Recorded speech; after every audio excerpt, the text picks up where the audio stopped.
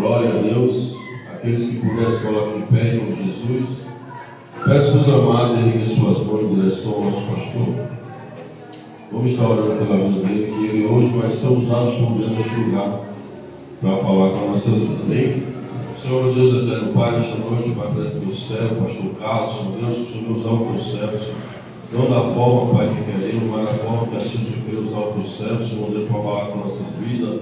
Não aquilo que nós queremos ouvir, Senhor, mas aquilo que o Senhor tem para falar conosco nesta noite, Pai. Derrama sobre ele, Pai, cada dia mais, Senhor Deus, em nome de Jesus. A tua presença, a tua unção, Senhor, a tua Shekinah, o teu lar, Senhor Deus. Reveste ele com a sua armadura, cobre ele com o teu sangue. Dá cada dia mais sabedoria, dá estratégia, Pai, dá força e dá ânimo, Senhor Deus, para ele continuar. Em nome do Senhor Jesus, em nome do Pai, do Filho e do Espírito Santo.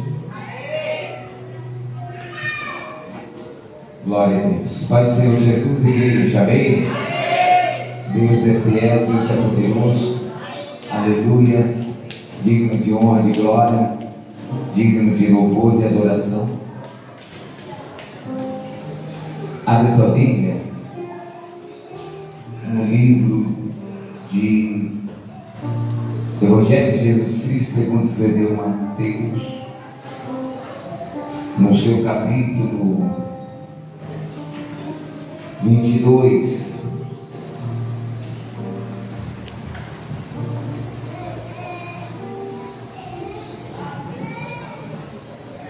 Seu capítulo 22.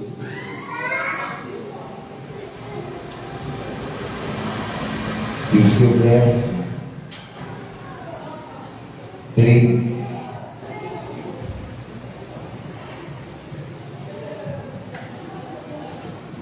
Capítulo 22, seu verso 3. Estou diante de uma grande responsabilidade nesta noite, ministrando a palavra.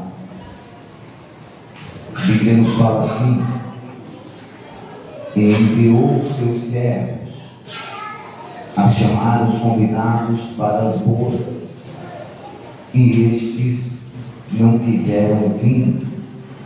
Para você entender o tema, eu quero ler o 2, vamos ler o 3 novamente. Versículo 2: o reino dos céus é semelhante a um certo rei que celebrou as bodas de seu filho e enviou os seus servos a chamar os convidados para as bodas, e estes não quiseram vir. Amém, igreja? Se assente, por favor. Estou diante de uma grande responsabilidade. Ontem tive o meu pastor ministrando aqui, pastor presidente. Mas vamos deixar Deus trabalhar na noite de hoje, amém? Deus, ele me conduziu por um lado e eu vou transmitir. Eu sei que as crianças estão pentecostais, amém? Mas se vocês puderem nos ajudar aí, Deus é fiel, amém, queridos? E o Wilson vai me ajudar aí no fundo, em nome de Jesus, amém? Queridos, a Bíblia vai nos dizer que Jesus vai ter uma entrada triunfal em Jerusalém. O que é interessante é que a entrada triunfal de Jesus não é em um carro do ano, não é na melhor carruagem que existia na época. A entrada triunfal de Jesus não é de avião, helicóptero. A entrada triunfal de Jesus é em cima de um jumentinho. Jesus, ele vai dizer aos discípulos para ir buscar o jumentinho. Por quê? Porque iria se iniciar um grande ministério aqui na terra, que iria me ensinar e iria te ensinar a como realizar o reino dos céus. Jesus em terra, ele veio exclusivamente para falar do reino dos céus. Antes de nós retornarmos aqui ao texto, entenda que quando Jesus chega, olhe para cá, até Nicodemos, ele vai querer saber quem é Jesus, por causa dos milagres que Jesus estava realizando. E Jesus vai olhar para Nicodemos e não vai citar os seus milagres. Jesus vai citar de novo o nascimento. É como Jesus olhando para Nicodemos e dizendo: Nicodemos, milagre é consequência de quem decide renunciar o mundo por causa do reino dos céus. Jesus, ele está entrando em Jerusalém, e quando Jesus entra na cidade, muita gente vai começar a jogar as suas vestes, a jogar alguns lenços. Outros pegavam ramos de árvores e também jogavam para Jesus passar. Por quê, pastor? Porque isso era de costume. Alguém com uma suma importância, ao passar, note aqui, igreja, para você entender a suma importância de Jesus montado em um jumentinho, para você ver, aleluias. Só que tem um porém: Jesus está passando, o povo está glorificando, exaltando Jesus, cantando Hosana, Hosana nas alturas. Essa recepção que Jesus recebe era uma recepção titulada para um rei, era uma recepção titulada para alguém com a sua importância. Preste atenção na palavra.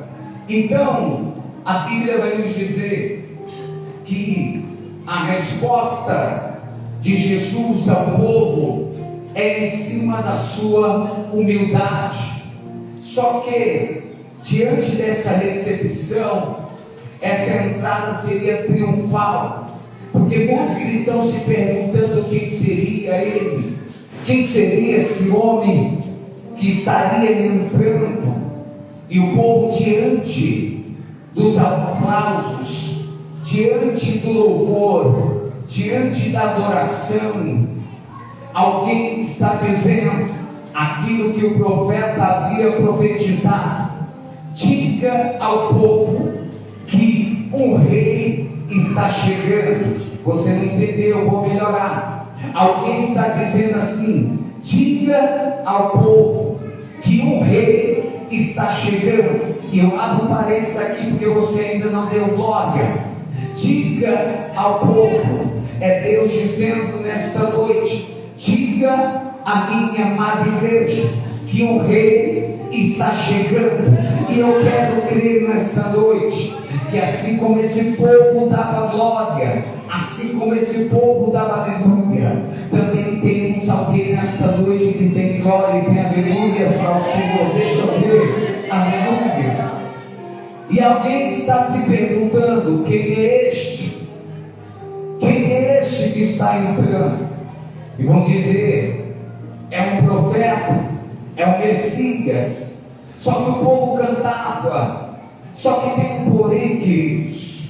O texto vai nos dizer que enquanto tem uns que adoram, enquanto tem uns que cantam, enquanto tem uns que glorificam, enquanto tem uns que está dizendo ali é profeta, enquanto tem uns aleluias que está entendendo o ministério terreno de Jesus, tem outros que vão começar a questionar.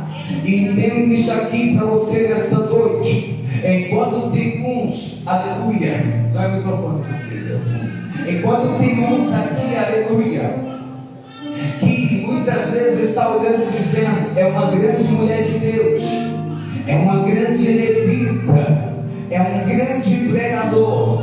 Outros estão questionando o porquê que ela tem essa voz, o porquê que ele tem este dom, o porquê que ela fala bonito, o porquê que ele fala bonito. Entende isso aqui, igreja, aleluia. no tempo atual, vai ter alguém que vai olhar para você e vai acreditar no teu ministério. Alguém vai olhar para você e vai acreditar no teu chamado. Mas também vai ter alguém que vai olhar e vai questionar. Por que, pastor? Porque aqui vai ter levante sobre a vida de Jesus. Por que, aleluia? Vão se levantar e vão questionar a autoridade de Jesus. Por quê? Porque está soando sobre os vossos ouvidos que Jesus é alguém que realiza proezas. E deixa eu simplificar aqui para você entender nesta noite, para você entender o que eu quero ministrar. Aleluia, tem alguém, aleluia, que está querendo entender com que autoridade ele prega, com que autoridade ela prega, com que autoridade ela louva, ele louva. Por que, igreja? Porque entende-se que diante de um chamado terreno vai incomodar muitas pessoas, mas entenda isso aqui: Jesus não vai mudar a direção.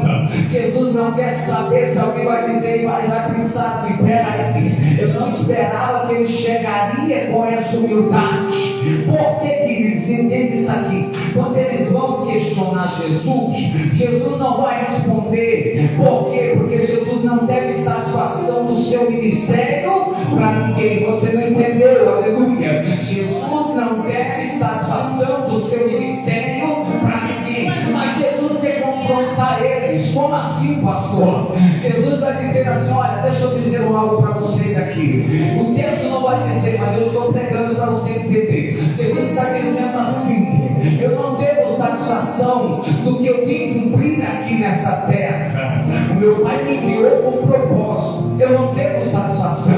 Mas já que vocês estão curiosos para saber o porquê que eu tenho esse chamado, o porquê que eu tenho este dom, o porquê que eu tenho, aleluia, algo que Deus colocou e determinou sobre a minha vida, eu quero perguntar algo para vocês. É Jesus perguntando para aqueles que estavam questionando as autoridades que Jesus realizava. E Jesus vai dizer assim: eu pergunto para vocês, qual era a autoridade que João tinha para poder batizar? Jesus está dizendo: a autoridade era dos céus ou a autoridade era dos homens? Só que aqueles que estão questionando Jesus não vai ter resposta, porque eles estão em cima do muro. Por que eles estão em cima do muro? Porque eles não entenderam o propósito do chamado de Jesus. Tem alguém que não vai entender o propósito do chamado na sua vida e vai querer te confrontar, mas quando você vai transmitir algo diante da sabedoria que Deus te deu, a pessoa vai recuar. Por que vai recuar? Porque não vai ter respaldo para aquilo que Deus determinou como propósito na sua vida ou na vida de quem está aqui nesta noite. Deixa eu dizer para você: Deus tem propósito para a tua vida aqui nesta noite. Você crê nisso? E o propósito de Deus não é dependente do homem. Estão questionando a autoridade, mas quem libera a autoridade? Você quer um exemplo aqui? Paulo estava preso e falou: Timóteo, quem determinou e colocou sobre as tuas mãos foi Deus. Então, quando Deus coloca, Ele determina e Ele te, aleluia, leva para lugares onde muitos não vão entender. Você está entendendo isso aqui nessa noite? Eu posso dar glória a Deus?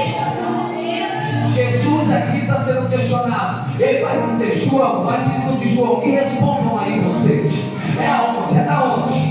É dos céus ou homens? Aí eles vão pegar e vão conversar entre eles e vão dizer assim: se nós dissermos que é dos céus, ele vai pegar e dizer: por que vocês não creram em João? Mas se nós dissermos que é dos homens, ele também vai pegar e dizer assim: na realidade, deixa eu dizer aqui, ele vai pegar e vai pensar assim: quem? Jesus não, os fariseus. Eles vão dizer assim: os homens entendiam que João era profeta. Então, se os homens entendiam que João era profeta, nós podemos trazer os homens contra nós. Então eles vão dizer assim: não sabemos.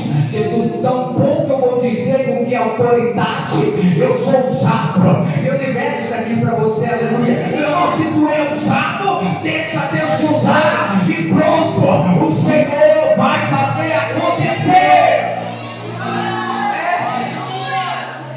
Sabe por que isso aqui? Porque eles estão pensando assim, peraí, quem tem que chegar para cumprir o propósito é alguém que está com a espada na mão.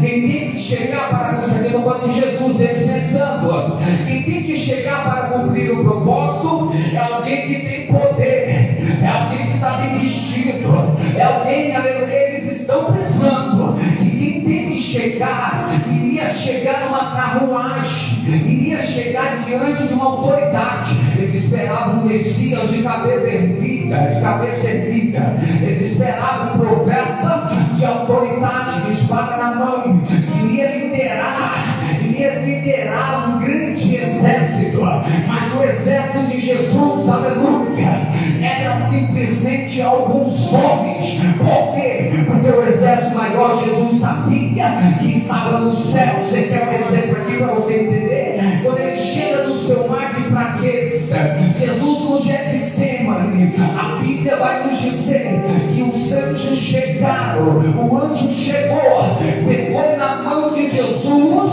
e o levantou. Ei, o que o senhor está querendo dizer, pastor? Eu estou querendo dizer que Jesus entende que não há uma autoridade maior, não há um exército maior do que aquele que está no reino dos céus.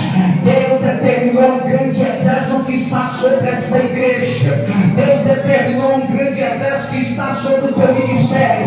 Deus determinou um grande exército que está sobre a tua liderança. Deus determinou, você não entendeu, por isso você não deu glória, mas eu vou continuar. Deus determinou um grande exército que está cuidando da tua casa. Deus determinou um grande exército que está cuidando dos teus filhos. Deus determinou um grande exército que está te protegendo do teu trabalho. Deus determinou um grande exército sobre a tua vida.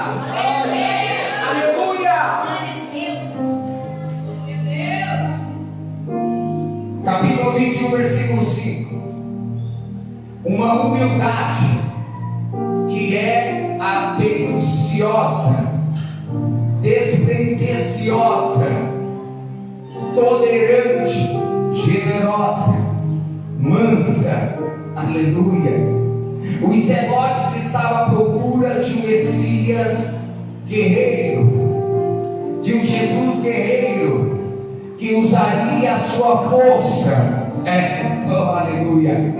Jesus mostrou um poder maior do que a força armada, o poder da sabedoria, humilde e de amor permanente. A humildade não é fraqueza. Deixa eu repetir isso aqui para você. A humildade, isso aqui mexeu comigo, igreja, aleluia.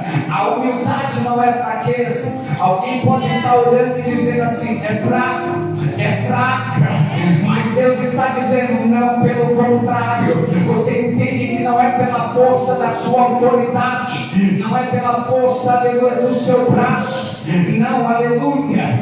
A tua humildade não é fraqueza, e sim poder perfeitamente sob controle. Deus está dizendo, aleluia, que você está diante de um controle sobre o poder que Deus colocou sobre a tua vida. Tem alguém que está entendendo isso aqui nessa noite? Eu creio que você está entendendo. Esperavam um Messias diferente, mas a humildade que ele tinha mostrava o seu poder. Só que tem um porém, queridos, aleluia. Jesus, ele vai entender que diante essas críticas, mediante a autoridade com que ele realizava, com que ele fazia, ele vai citar algumas parábolas.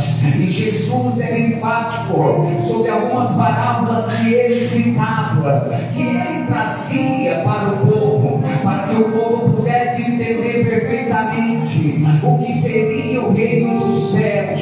E olhe para cá, igreja, aleluia, venha comigo, aleluia. Ele vai ser enfático e ele vai citar uma parábola de dois filhos filhos, onde um, ao ser convidado para ir trabalhar na vinha, ele falou: eu não vou, mas depois ele mudou de ideia e ele foi. E o segundo filho falou: eu vou, mas depois ele mudou de ideia e ele não foi.